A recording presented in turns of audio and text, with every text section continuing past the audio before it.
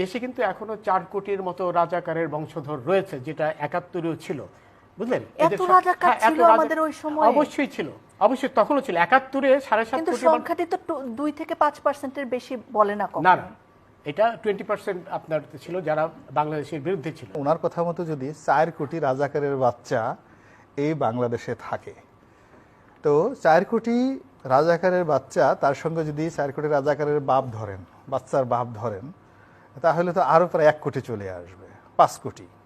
তারপরে এই রাজাকারের বাচ্চারা যদি কেউ বিয়ে করে থাকে, বউ থাকে, কারো যদি প্রেমিক থাকে, ওগুলো তো রাজাকার। এত কোনো অবস্থা নাই। অর্থাৎ 5 কোটি রাজাকারের বাচ্চা, তাদের বাপ, তাদের মা, এরা রাজাকার। এদের যদি বিয়ে করে থাকে বউ রাজাকার, এ যদি প্রেম করে থাকে কারোর সাথে, এই যে ইয়াং ছেলেরা, তো এটা তো সঙ্গতি কারণে আন্নাক রাজাকারের মেয়ের সাথে সে প্রেম করবে, তার বাড়িতে কোনো মুক্তিযোদ্ধার মেয়ের সাথে সে প্রেম করবে, এটা কমন।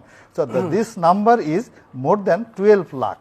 ওনার হিসাব অনুযায়ী নাম্বার হয়ে যায় 12 কোটি। 4 কোটি রাজাকার এই রাস্তায় এখন যদি থাকে 12 কোটি হয়ে যায়, বউ বাচ্চা প্রেমিক এগুলো সব ধরলে আর কি, নাতিপুতি ধরলে 12 কোটি লোককে আসলে পাকিস্তান যাওয়া সম্ভব নয়। বরং এই রাজাকারের বাচ্চারা, 12 কোটি রাজাকারের বাচ্চারা যদি এক হয়ে যায়, তারা অনেককে ভারতে পাঠিয়ে দিতে পারে। That is the dangerous game.